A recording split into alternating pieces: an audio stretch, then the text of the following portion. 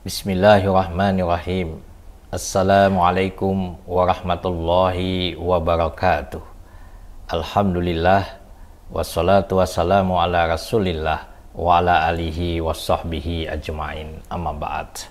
Alhamdulillah, saudaraku seiman dimanapun berada, setiap orang yang beriman percaya bahwa Ramadan ini adalah bulan yang penuh keagungan dan kemuliaan.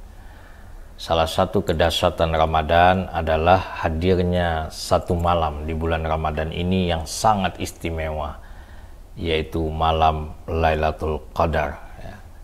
Lailatul Qadar itu berasal dari kata lailah yang artinya malam dan qadar yang artinya mulia. Jadi malam Lailatul Qadar itu malam kemuliaan, malam yang penuh dengan keagungan. Malam itu di dalam Al-Quran disebut lebih baik dari 1000 bulan. Lailatul Qadri khairum min alfi syahrin. Malam Lailatul Qadar itu lebih baik daripada 1000 bulan. Kalau kita buat satu bulan 30 malam berarti 30.000 malam. Kalau disetarakan dengan tahun, ada yang menghitung sekitar 83,33 tahun. Jadi nilai ibadah malam itu sama seperti beribadah 83,33 tahun. Kapan waktu terjadinya Lailatul Qadar? Berdasarkan hadis Rasulullah SAW, malam Qadar itu ada pada penghujung Ramadan, ada pada 10 terakhir, tetapi pada malam ganjilnya. Rasulullah SAW itu diriwayatkan beliau beriktikaf pada 10 hari terakhir bulan Ramadan. Jadi 10 hari terakhir itu beliau mengkhususkan diri beriktikaf, berdiam di dalam masjid. Dan beliau bersabda, carilah malam Lailatul Qadar di malam ganjil pada 10 hari terakhir bulan Ramadan. Ini terdapat dalam Sahih Bukhari dan Sahih Muslim. Rasulullah juga pernah bersabda, cintailah malam Lailatul Qadar pada malam-malam ganjil dari 10 hari terakhir bulan Ramadan. Jadi dia hanya ada pada 10 hari terakhir yang malam ganjilnya. Nah, pertanyaan kita, apa Rasulullah itu hanya beribadah di malam ganjil saja, pilih-pilih begitu ya? Ternyata keterangan dari hadis-hadis dari Aisyah radhiyallahu anha, dia menyampaikan bahwa Rasulullah dahulu Rasulullah SAW bersungguh-sungguh di 10 terakhir di bulan Ramadan, lebih dari bersungguh-sungguh pada hari-hari lainnya. Jadi beliau ini tidak memilih ganjil saja. Jadi 10 terakhir itu beliau serius. Ini hadis riwayat Muslim, hadis riwayat Ahmad. Kesungguhan beliau melebihi kesungguhan pada hari-hari yang lain. Juga dari Aisyah radhiyallahu anha bahwasanya dahulu Nabi SAW apabila telah masuk 10 terakhir dari Ramadan, beliau mengencangkan ikat pinggangnya, menghidupkan malam-malamnya dan mengajak keluarganya. Jadi membangunkan keluarganya untuk juga ikut. Ini di dalam Sahih Bukhari dan Sahih Muslim. Nah, mengapa waktunya begitu misteri, dirahasiakan oleh Allah pada satu malam ganjil dari malam terakhir? Ini tentu saja hikmahnya bisa kita dapatkan. Para ulama menyebutkan bahwa Allah sengaja merahasiakan malam Lailatul Qadar ini agar manusia itu berlomba-lomba mengerjakan amal baik untuk memperoleh keberkahannya. Jadi tidak hanya menunggu ganjilnya, tapi 10 malam terakhir itu terus beribadah. Apalagi kita tahu bahwa permulaan Ramadan tahun ini 1443, kita ada perbedaan. Ada yang mulai Ramadannya hari Sabtu, ada yang Ramadannya hari Ahad. Nah, ini persoalan kalau kita ribut berselisih, malam ganjil menurut si A beda dengan malam ganjil menurut si B. Maka dengan adanya hadis ini kita tidak perlu ribut. Yang penting kita mencari Lailatul Qadar itu pada 10 malam terakhir.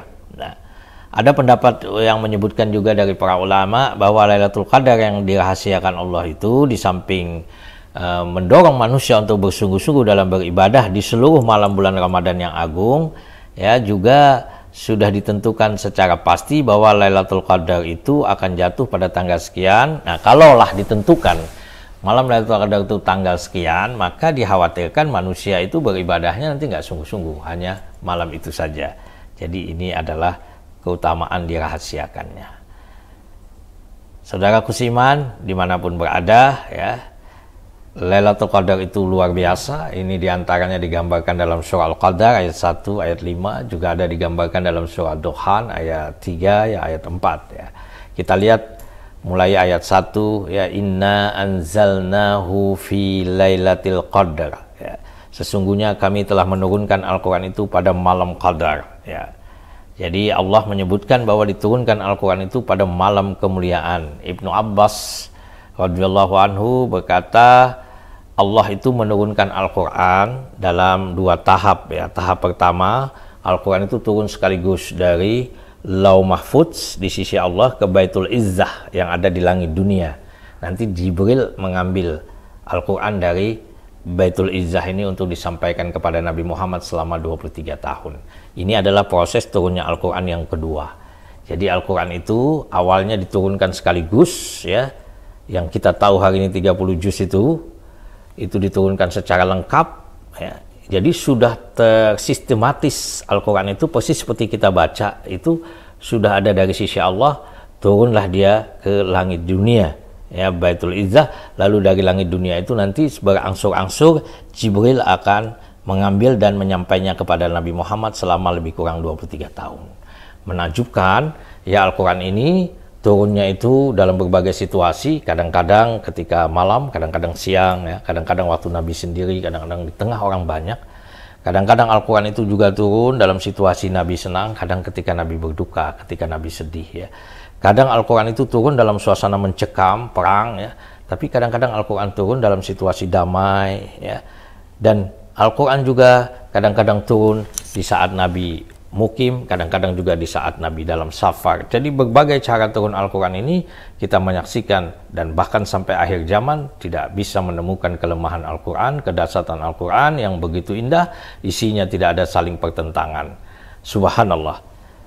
Kemudian pada ayat selanjutnya, ya, kalau kita baca surah Qadar, Lailatul Qadri khairum min alfi syahr, malam kemuliaan itu Allah sebut lebih baik daripada 1000 bulan. Ya, ini malam kemuliaan tadi. 1000 bulan. Ada yang menyetarakan 83,33 tahun. Itu angka yang sangat besar, ya. Usia kita sendiri, ya, belum tentu sampai ke sana. Jadi kalau kita ketemu Lailatul Qadar 2-3 kali saja, subhanallah. Nah, ada juga pandangan yang menyebut bahwa angka yang disebut dengan 1000 di dalam ayat ini, ya, ini tidak dibatasi oleh nominal angka 1000 seperti yang kita pahami sekarang. Ada pandangan bahwa angka tertinggi ketika ayat ini turun adalah 1000. Orang belum mengenal juta, ya, orang belum mengenal miliar, orang belum mengenal triliun. Nah, sehingga ayat ini menyebut malam Lailatul Qadar lebih baik daripada 1000 bulan. Jadi 1000 ini menunjukkan sesuatu yang sangat tidak bisa dibatasi. Artinya luar biasa nilai malam Lailatul Qadar itu. Di dalam kehidupan kita juga ternyata kita mengenal kata-kata 1000 ini, ya, sering kita gunakan ketika kita ditanya berapa jumlah bintang, misalnya ribuan, ya, kita tidak bilang jutaan, kita nggak bilang miliaran, ya. Berapa jumlah ikan di laut, ribuan. Jadi kalimat ribuan ini menunjukkan bahwa sesuatu yang tidak bisa kita hitung. Bahkan di Indonesia, khususnya di wilayah Jawa, Jawa Tengah, Jogja, itu ada pegunungan. Kalau di Aceh ini ada Bukit Barisan. Di sana itu ada pegunungan 1000, atau orang Jawa menyebut pegunungan Sewu. Ini menunjukkan tidak bisa dihitung, begitu, ya. Bahkan dalam tatanan kehidupan masyarakat di Jawa itu kalau permisi di depan orang itu sering diucapkan nyuwun sewu, ya, minta 1000, bukan minta uang 1000.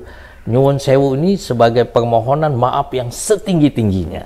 Nah, maka ada yang memaknai bahwa kata-kata 1000 di dalam Lailatul Qadri khairum min alfi syahrin itu justru menunjukkan angka yang dasar, ya, angka yang tak bisa terhitung nilai beribadah di malam Lailatul Qadar itu.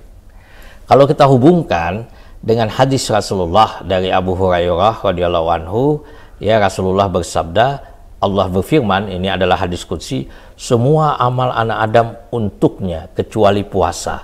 ia untukku dan aku akan membalasnya. Kullu amali ibnu Adam lahu, semua amal anak Adam untuknya. Illa siyama fa innahu li wa ana azjibih. Jadi Allah menyatakan bahwa semua amalan Adam itu untuknya, tapi kalau puasa itu untukku. Ini para ulama menyebutkan bahwa nilainya itu hanya Allah yang bisa memberi, unlimited ya, tiada terhingga. Bahkan di dalam hadis yang lain juga itu disebutkan bahwa amalan anak Adam itu diganjar ya 10 sampai 700 kali lipat. Ya, 10 sampai 700 kali lipat. Tetapi Allah menyatakan kecuali puasa. Puasa itu untukku dan aku yang akan memberikannya pahala.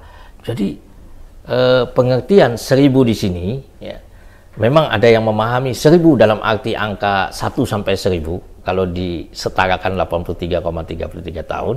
Tetapi ada ulama juga yang memberikan satu tafsiran ya, wallahu a'lam bishawab, bahwa makna 1000 ini sebagaimana yang saya jelaskan tadi ya, bermakna kedahsyatan ya, nilai yang tidak dapat terukur lagi karena luar biasanya malam Lailatul Qadar itu. Dan malam Lailatul Qadar itu juga adalah malam di mana para malaikat Allah turunkan ya, tanazzalul malaikatu waruh fiha. Pada malam itu turun malaikat ya, dan malaikat Jibril waruhu fiha, ini penyebutan yang dimaksud adalah malaikat Jibril. Nah, pada malam itu bumi itu bagi kita yang dapat merasakan secara imani seakan-akan sesak karena para malaikat hadir ya. Nah, kemudian malam itu menjadi seperti sempit dalam makna banyaknya malaikat yang turun ke bumi ya. Kemudian Allah mengakhiri dengan salamun hiya hatta matla'il fajr.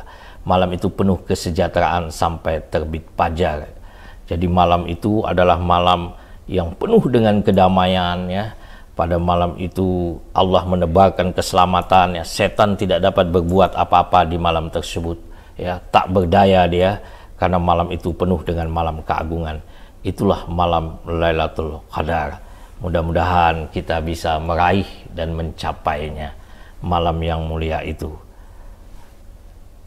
Pemirsa dimanapun berada ya, semoga kita bisa berjuang untuk mendapatkan Lailatul Qadar yang kita rindukan. Assalamualaikum warahmatullahi wabarakatuh.